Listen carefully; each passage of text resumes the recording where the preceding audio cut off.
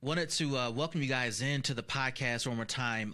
This is the podcast where we talk about nonprofit strategy, fundraising, and leadership. And so glad to have you here in the house. I wanted to quickly talk about this topic of how the migration of wealth impacts fundraising for you and your organization, and why this matters. Why does this matter? It matters because a lot of folks, particularly as I continue to make my rounds and have conversations with customers of our program, they begin to think about, how to fundraise for their worthy cause. And a lot of people think that by raising money from independently wealthy people, they will be able to meet some of their fundraising goals. Now, let me just say that this is possible and plausible. This is doable. This is not unrealistic, but I do want to just kind of share this factoid that came out from ctinsider.com.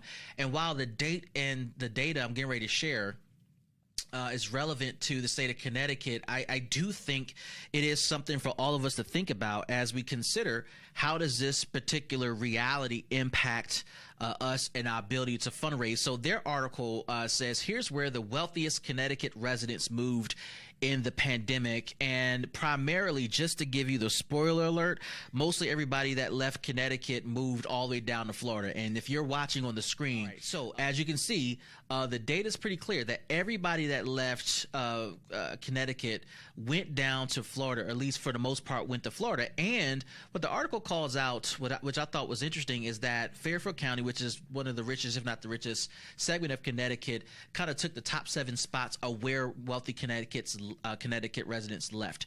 Now, why does this matter?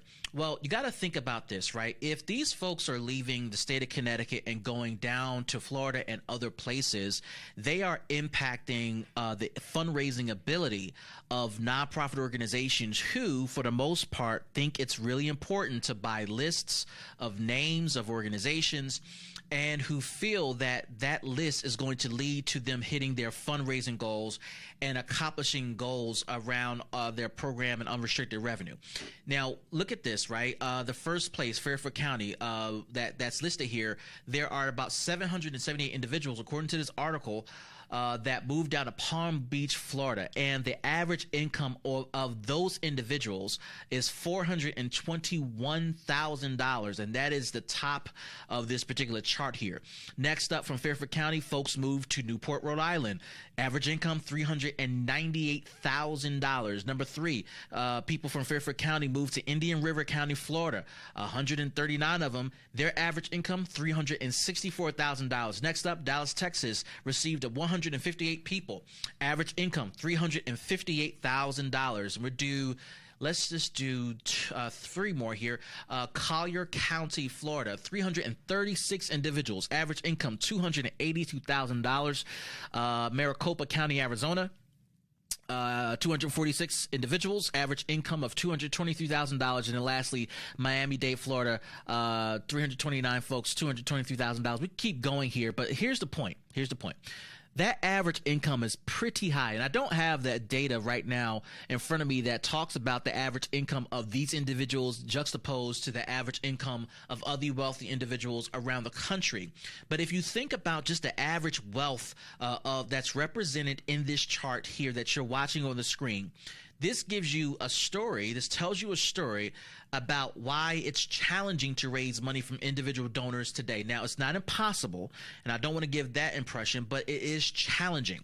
And if you bought a list during the pandemic and thought that that list was going to be effective, one of the things I have shared with my customers and with various individuals as we've talked about individual fundraising strategies is that lists might be questionable. And this is before I saw this article, but think about this, y'all.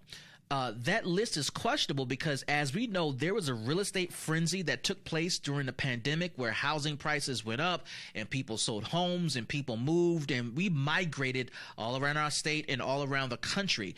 And that means that the list that you bought potentially might be outdated or was outdated the day that you bought it. Okay, so you sent the letter to Mr. and Mrs. Jones on Main Street in X County because you wanted to solicit them to give to your organization. And these are mature organizations I'm talking about. These are not mom and pop organizations. I'm talking about mature organizations who've been doing this for a while. And you might have sent that letter to Mr. and Mrs. Jones, but what you might not realize is that Mr. and Mrs. Jones left that place and moved from their home about 3 weeks ago. And now Mr. and Mrs. Thompson live in that new place, and they consider your mail, your mailer, your solicitation offer junk mail. And so as mail comes for Mr. and Mrs. Jones to this old address, it gets thrown in the trash, and ultimately the thousands of dollars that you've invested in these lists become wasted money. And I've spoken with organizations who have expressed that we've invested this money and we haven't seen significant returns on our money, and that's challenging, especially when you were expecting to receive unrestricted dollars from these donations. You were expecting to grow staff or stabilize salaries, or at least maintain some sort of real estate footprint. And you were relying upon numbers from the previous years from individual donors that you could use for unrestricted purposes. So that can be challenging. That can be significantly challenging. And I thought this article really represented for organizations conversations that need to be had internally about how we look at and how we view individual donations, what our approach should be, how we should address it, and what portion of our revenue should come from individual donations, given that folks are leaving their homes. Folks have left their home.